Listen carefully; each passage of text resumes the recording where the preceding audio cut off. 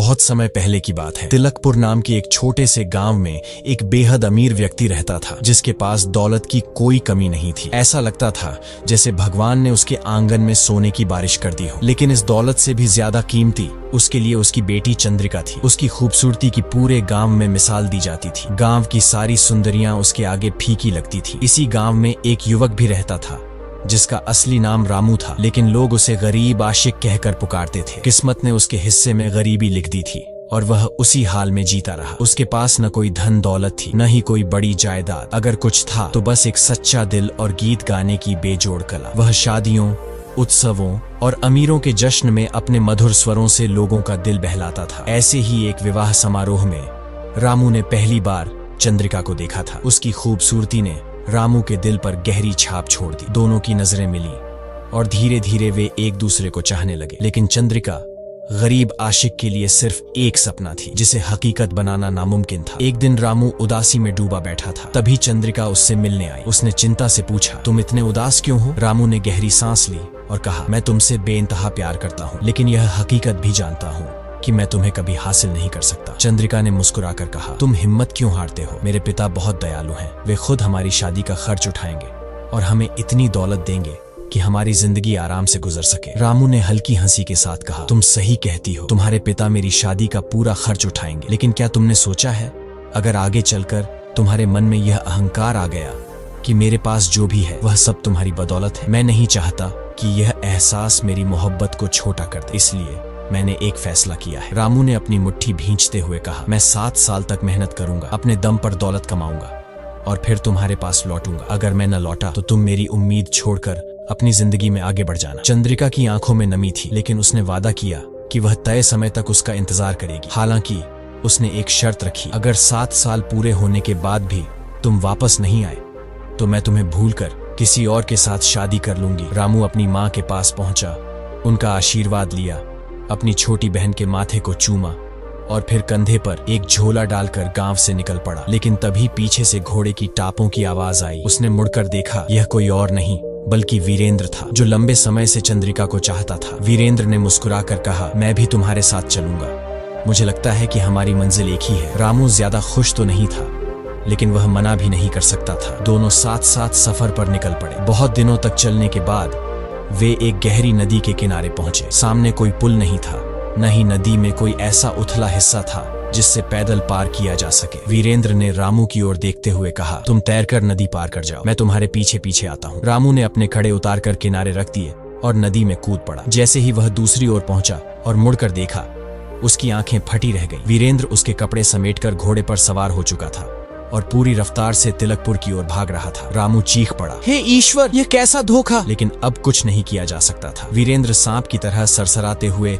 गांव की ओर बढ़ गया। गांव पहुंचते ही उसने रामू के कपड़े लेकर उसकी माँ के पास पहुंचा और झूठ बोला, तुम्हारा बेटा नदी पार करते समय डूब गया, ये रहे उसके कपड़े। रामू की माँ पर दुखों का पहाड़ टूट पड़ा। अपने बेटे के कपड़ों को छूते ही वह जोर जोर से रोने लगी। रामू के कपड़े लेकर उसकी माँ सीधी चंद्रिका के पास पहुंची। आंखों में आंसू भरे कांपती आवाज में बोली, बेटी, रामू डूबकर मर गया, ये उसके कपड़े हैं जो वीरेंद्र लेकर आया है। अब तुझे पूरी छूट है, जिससे चाहे शादी कर सकती है। ये सुनकर चंद्रिका मुस्कुराई और बोली, माँ, तुम भी किसकी बातों पर यकीन कर रही हो? ये सब वीरेंद्र की मनगढ़ंत कहानी है। जब तक 7 साल पूरे नहीं हो जाते मैं किसी और को अपना पति नहीं बना सकती। ये कहकर उसने दीवार से बांसुरी उतारी और वही धुन बजाने लगी, जिसे सुनकर कभी रामू उसके करीब आया था। इधर रामू नंगे पांव भूखा प्यासा एक अनजान गांव में पहुंचा। वहां के भले लोगों ने उसे कपड़े दिए, भोजन कराया और जब उसे गाते सुना तो मंत्रमुग्ध हो गए। धीरे धीरे रामू का संगीत पूरे क्षेत्र में प्रसिद्ध होने लगा। वह एक गांव से दूसरे गांव, एक नगर से दूसरे नगर अपनी मधुर आवाज से लोगों का दिल जीतता रहा। घूमते घूमते वह लाफ नगर जा पहुंचा और वहां की एक सराय में ठहर गया। उसने सराय में बैठकर एक सारंगी ली और गाना शुरू किया। संयोग की बात थी कि उन्हीं दिनों लाफ नगर का राजा, जो संगीत का बड़ा प्रेमी था, किसी अद्वितीय गायक की तलाश में था। कई गायक दरबार में आए, लेकिन कोई भी उसके दिल को नहीं छू पाया। राजा के नौकर नगर भर में भटक कर थक चुके थे। एक दिन जब वे सराय के पास से गुजर रहे थे, अचानक उनके कानों में एक जादू भरी आवाज पड़ी। वे तुरंत भीतर गए और रामू से बोले, हमारे साथ चलो, राजा के दरबार में गाना गाना होगा, मना किया तो जान से हाथ धो बैठोगे। रामू हंसकर बोला, मैं आजाद आदमी हूँ, तिलकपुर मेरा घर है, मैं जहाँ चाहता हूँ वहाँ जाता हूँ, जब दिल करता है तब गाता हूँ। तुम्हारा राजा मेरा मालिक नहीं। लेकिन राजा के नौकरों ने उसकी एक न सुनी और जबरन उसे दरबार में ले गए। राजा ने उसे देखते ही कहा, गाना गाओ। रामू ने गाना शुरू किया। उसके गीतों में चंद्रिका के रूप और मोहब्बत की कहानी बसी थी। वह गाता रहा और राजा सुनता रहा। जैसे जैसे गीत आगे बढ़ा, राजा मंत्रमुग्ध हो गया। उसकी आंखों में चमक थी, दिल में हलचल थी। राजा इतना प्रभावित हुआ कि उसने रामू को अपने दरबार में रख लिया। सोने चांदी की वर्षा होने लगी, कीमती वस्त्र मिले, ऐशो आराम की कोई कमी नहीं रही। धीरे धीरे उसकी जिंदगी रंगीन हो गई। वक्त बीतता गया, लेकिन वह चंद्रिका से किया अपना वादा भूल गया, या शायद भूलने लगा। 7 सालों में से आखिरी साल खत्म होने वाला था, लेकिन रामू को अब भी तिलकपुर लौटने की सुध नहीं थी। इधर तिलकपुर में चंद्रिका अब भी उसका इंतजार कर रही थी। जब 7 साल पूरे होने को आए तो उसने एक सौदागर को बुलाया और उसे अपनी सारंगी सौंपते हुए कहा, इस सारंगी को अपने साथ ले जाओ। जहां भी जाओ इसे सम्मान से सजा कर रखना और यह ऐलान करना कि जो इसे अपना बता सके उसे यह सारंगी और एक बड़ा इनाम मिलेगा। सौदागर ने उसकी बात मान ली और अपने कारवां के साथ तिलकपुर से रवाना हो गया। वह जिस भी नगर में पहुंचता वहां सारंगी को सबसे प्रमुख स्थान पर रखता और ऐलान करता, लेकिन कोई भी इसे अपना मानने नहीं आया। आखिरकार जब उसका सफर लगभग खत्म होने को आया तो वह लाफ नगर पहुंचा और वहां भी वही ऐलान कर दिया। जब यह खबर फैली तो रामू ने भी इसके बारे में सुना। उसकी धड़कनें तेज हो गई। वह भागता हुआ उस सराय में पहुंचा जहां सौदागर ठहरा था। वहां सजी हुई सारंगी को देखते ही उसकी आंखें नम हो गई। कांपते हाथों से उसने सारंगी को छुआ और भर्राए गले से बोला, यह मेरी है। सौदागर मुस्कुराया और बोला, बिल्कुल सही, क्योंकि इसे पहचानने वाला ही इसका असली मालिक हो सकता है। लेकिन अब समय बहुत कम है, जल्दी से तिलकपुर पहुंचो। चंद्रिका ने कहा था कि अगर नियत समय पर तुम नहीं लौटे तो वह किसी और से शादी कर लेगी। ये सुनते ही रामू का सिर चकरा गया, उसके पांव लड़खड़ा गए। वह अपनी बेहोशी को रोकने की कोशिश कर रहा था, लेकिन उसके दिल में एक ही सवाल गूंज रहा था, क्या अब भी समय बचा है या सब खत्म हो चुका है? तिलकपुर में शादी की घड़ी नजदीक आती जा रही थी और उधर रामू के भाग्य का फैसला होने में अब केवल 7 दिन ही बचे थे। लेकिन तिलकपुर पहुंचने में कम से कम 30 दिन लगने वाले थे। उसने हार नहीं मानी। तुरंत एक घोड़े पर सवार हुआ और एक थैली में सोने के सिक्के लेकर निकल पड़ा। घोड़े की जान की परवाह किए बिना उसने उसे पूरी ताकत से दौड़ा दिया। लेकिन जो होना था वही हुआ। रास्ते में एक घने जंगल से गुजरते हुए घोड़े ने ठोकर खाई और रामू बदहवास होकर जमीन पर गिर पड़ा। सिर पर गहरी चोट आई और वह बेहोश हो गया। एक दिन बाद जब उसे होश आया तो खुद को एक कुटिया में पड़ा पाया। चारों ओर अंधेरा था और हल्की हल्की अगरबत्ती की खुशबू हवा में घुली हुई थी। सामने एक साधु खड़ा था जिसने मुस्कुराकर कहा, आंख खुल गई बेटा, तुम जंगल में बेहोश पड़े थे, मैं तुम्हें उठाकर यहाँ ले आया। बताओ तुम कौन हो और कहाँ जाना है? रामू ने कराहते हुए उठने की कोशिश की, लेकिन शरीर में दर्द की लहर दौड़ गई। धीरे धीरे उसने अपनी पूरी कहानी साधु को सुनाई और कहा, मुझे हर हाल में तिलकपुर पहुंचना है, लेकिन अब यह असंभव लग रहा है। मेरी मोहब्बत मुझसे छिनने वाली है और अब आत्महत्या के अलावा कोई चारा नहीं बचा। साधु ने सिर हिलाया और गंभीर स्वर में कहा, ऐसी बातें तो कायर करते हैं बेटा, तुमने सच्चा प्रेम किया है, तुम कायर नहीं हो, चिंता मत करो, तुम्हारी राह अभी खत्म नहीं हुई है। फिर साधु ने पास खड़े सफेद घोड़े की ओर इशारा करते हुए कहा, यह मेरा सिद्ध किया हुआ घोड़ा है जो 7 दिनों में तुम्हें तिलकपुर पहुंचा देगा।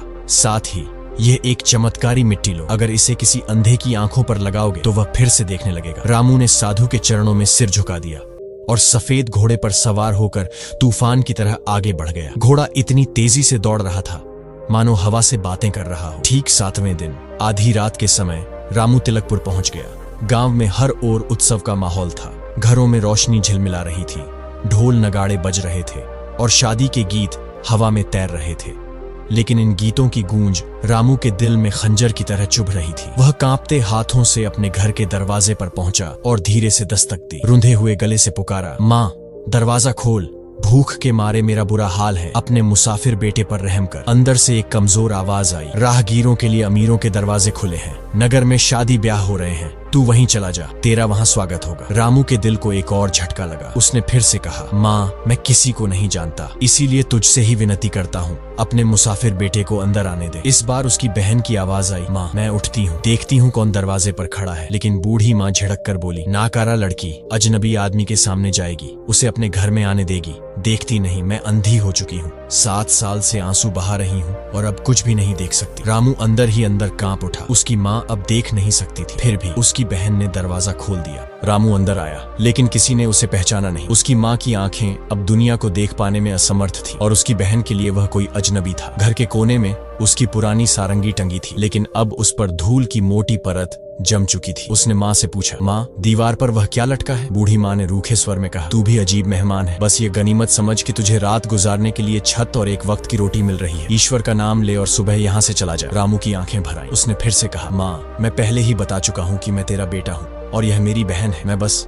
इतना जानना चाहता हूँ कि वह दीवार पर टंगी चीज क्या है। बूढ़ी माँ ने झुंझलाकर कहा, वह सारंगी है। रामू की सांसें रुक गई। कांपते होठों से बोला, सारंगी? किसकी सारंगी? बूढ़ी माँ ने आह भरी और कहा, मेरे दुखियारे बेटे की। 7 साल से वह यहीं टंगी है। किसी भी जीवित आदमी ने इसे हाथ तक नहीं लगाया। रामू की बहन ने धीरे से सारंगी उतारी और उसे पकड़ा दी। जैसे ही उसके हाथों ने उस जानी पहचानी धड़कन को महसूस किया, उसकी आंखों से आंसू गिर पड़े। उसने सारंगी को सीने से लगाया, फिर ऊपर आसमान की ओर देखा और कांपती आवाज में प्रार्थना की, हे ईश्वर, मैं अपने मन की इच्छा पूरी करने के लिए जा रहा हूँ, मेरा साथ देना। रामू ने कांपते हाथों से सारंगी को उठाया और तांबे के तारों को हल्के से छेड़ा। अचानक कमरे में झनकार गूंज उठी और एक पुरानी धुन हवा में घुल गई। उसने गहरी सांस ली और गाना शुरू किया। उसकी दर्द भरी आवाज ने रात के सन्नाटे को चीर दिया। उसकी माँ की आंखों से आंसू बहने लगे। वह बिलखते हुए बोली, तेरा नाम क्या है बेटा? तेरे गीत ने मेरे दिल को छलनी कर दिया है। बुढ़िया कांपती आवाज में बोली, आज ही मैंने एक सपना देखा था कि मेरे बाल पूरी तरह सफेद हो गए हैं। 7 सालों के आंसुओं ने मेरी आंखों की रोशनी छीन ली है। तेरी आवाज मेरे रामू से मिलती है। बता, मेरा बेटा कब लौटेगा? रामू की आंखों में आंसू थे। उसने माँ को समझाने की बहुत कोशिश की कि वह उसी का बेटा है, लेकिन माँ को यकीन नहीं हुआ। वह कुछ पल चुप रहा, फिर धीरे से बोला, माँ कम से कम इतना कर दे कि यह सारंगी मुझे कुछ देर के लिए दे दे। मैंने सुना है कि पास ही में एक शादी हो रही है, वहाँ जाकर गाऊंगा,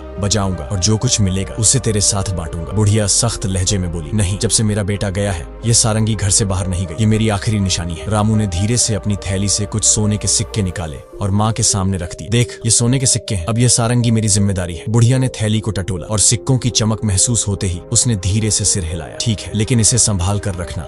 रामू की बहन ने उसे शादी वाले घर का रास्ता दिखाया और वह वहां जा पहुंचा। बहन दरवाजे पर खड़ी रही क्योंकि उसे यह देखना था कि आगे क्या होने वाला है। इस घर में चंद्रिका रहती थी और इसी रात उसकी शादी वीरेंद्र से होने वाली थी। वीरेंद्र अपने रिश्तेदारों और साथियों के साथ खाने पीने में मस्त था। दूसरी ओर चंद्रिका पर्दे के पीछे अपनी सहेलियों के साथ बैठी थी। उसके एक हाथ में शराब से भरा प्याला था और दूसरे हाथ में एक तेज खंजर। उसने कसम खाई थी कि वह वीरेंद्र के पलंग पर पांव रखने से पहले अपनी जान ले लेगी। तभी उसने सुना कि कोई अजनबी आया है और गीत गाने की इजाजत मांग रहा है। वीरेंद्र ने हंसते हुए कहा, बेशक गाओ, ये खुशी का मौका है। गाने और नाचने वालों को भला कौन मना कर सकता है। अगर तुम्हारा गीत मुझे पसंद आया तो मैं तुम्हें इनाम दूंगा। रामू ने अपनी सारंगी उठाई, उसकी तारों को छुआ और गाना शुरू किया। लाफ नगर में मैंने मिश्री मदिरा का जाम लगाया, 3 ही दिनों में मैं उड़कर यहाँ पर आया। वीरेंद्र का छोटा भाई, जो कुछ ज्यादा समझदार नहीं था, तुरंत खंजर निकालकर चिल्लाया, झूठ बोलता है, लाफ नगर से यहाँ कोई 3 दिनों में कैसे आ सकता है? वीरेंद्र ने उसे शांत करते हुए कहा, अरे भाई, यह गायक है, अपनी कल्पना में तो यह सारी दुनिया घूम सकता है, इसकी बातों को गंभीरता से मत लो। लेकिन उधर पर्दे के पीछे चंद्रिका की सांसें थम गईं, उसकी आंखें चमक उठीं। उसने अपनी सहेली से कहा, तू इसे नहीं पहचान सकती, लेकिन मैं इसकी आवाज पहचान गई हूँ। ये मेरे गरीब आशिक की आवाज है। इतना कहते ही उसने झर का प्याला फेंक दिया और खंजर को दूर उछाल दिया। फिर वह पागलों की तरह दौड़ती हुई झरोखे के पास पहुंची, जहाँ से रामू को देखा। उसकी आंखों में आंसू भर आए। यह वही है, उसे अब और कुछ नहीं दिखा, न दुनिया, न समाज, न शादी की रस्म। वह भागती हुई रामू के पास पहुंची और उसके गले से लिपट गई। दोनों कुछ पलों तक बेसुध पड़े रहे। वीरेंद्र का भाई यह देखकर आग बबूला हो गया। उसने खंजर निकाला और उन दोनों पर टूट पड़ा, लेकिन वीरेंद्र ने उसे रोकते हुए कहा, भाई रुक जा, अपना गुस्सा ठंडा कर। जो मेरे भाग्य में था मुझे वही मिला, और जो मेरा नहीं था उसे मैं कभी भी हासिल नहीं कर सकता। कुछ पलों बाद जब चंद्रिका को होश आया तो वह लाज के मारे लाल हो गई। उसने अपने हाथों से चेहरा ढक लिया और पर्दे के पीछे छिप गई। वीरेंद्र ने रामू की ओर देखा और गंभीर स्वर में पूछा, मुझे यह समझ नहीं आ रहा कि तुम इतने कम समय में लाफ नगर से तिलकपुर कैसे पहुंचे? रामू ने हल्की मुस्कान के साथ कहा, यह एक लंबी कहानी है, लेकिन अब मैं तुम्हें सब सच बताता हूँ। इसके बाद उसने अपने सफर के हर मोड़ की दास्तान सुनाई। कैसे वह जंगल में गिरकर बेहोश हुआ, कैसे एक साधु ने उसकी जान बचाई और कैसे उसने सिद्ध घोड़े और चमत्कारी मिट्टी प्राप्त की। इधर रामू की बहन, जो दरवाजे पर खड़ी यह सब देख सुन रही थी, दौड़कर अपनी माँ के पास गई। वह चिल्लाई, माँ, वह सचमुच मेरा भाई और तेरा बेटा रामू है। बूढ़ी माँ कांपते हुए खड़ी हुई। बहन ने उसका हाथ पकड़ा और उसे वहां ले आई जहां दावत चल रही थी। रामू ने धीरे से अपना झोला खोला और उसमें से वह मिट्टी निकाली जिसे साधु ने उसे दिया था। उसने मिट्टी को पानी में घोला और अपनी माँ की आंखों पर लेप कर दिया। फिर वह बोला, अब तुम सबके सामने साबित हो जाएगा कि मैं झूठ नहीं बोल रहा। जैसे ही मिट्टी का असर हुआ, माँ की आंखों में हलचल हुई। उसने धीरे धीरे पलकों को खोला और कुछ धुंधला धुंधला सा नजर आने लगा। कुछ ही पलों में उसकी आंखों की रोशनी पूरी तरह लौट आई। वह कांपती आवाज में बोली, मैं देख सकती हूँ, मैं सच में देख सकती हूँ। पूरा दरबार इस चमत्कार को देखकर हक्का बक्का रह गया। अब किसी के मन में कोई संदेह नहीं रहा कि रामू ही उनका खोया हुआ बेटा है। दूसरी ओर वीरेंद्र, जो चंद्रिका से प्रेम करता था, उसकी आंखों में अब भीगापन था। उसने धीमे कदमों से आगे बढ़कर चंद्रिका का हाथ रामू के हाथों में रख दिया और हल्की मुस्कान के साथ बोला, तुम दोनों एक दूसरे के लिए बने थे, मुझे कोई शिकायत नहीं है। रामू की आंखों में खुशी के आंसू छलक पड़े। उसने वीरेंद्र की ओर देखा और कहा, सुन वीरेंद्र, मैं तेरा भी एहसानमंद हूँ। मेरी बहन भी उतनी ही खूबसूरत और गुणवान है जितनी चंद्रिका। अब मैं अमीर भी हूँ तो वह भी चांदी और सोने से उतनी ही सजी होगी। अगर तुझे स्वीकार हो तो मैं चाहता हूँ कि तू मेरी बहन से विवाह कर ले। वीरेंद्र ने कुछ क्षण सोचा, फिर सिर झुका दिया और कहा, अगर यह तेरी इच्छा है तो मुझे भी इसमें कोई आपत्ति नहीं। इसके बाद रामू और चंद्रिका का विवाह धूमधाम से हुआ। साथ ही वीरेंद्र और रामू की बहन का भी विवाह हुआ। अब कोई गरीब नहीं था, कोई दुखी नहीं था। वे सभी खुशी और प्रेम के साथ अपनी नई जिंदगी की शुरुआत कर चुके थे। दोस्तों, अब इसी के साथ हमारी कहानी समाप्त होती है। अगर आपको यह कहानी पसंद आई तो वीडियो को लाइक करें।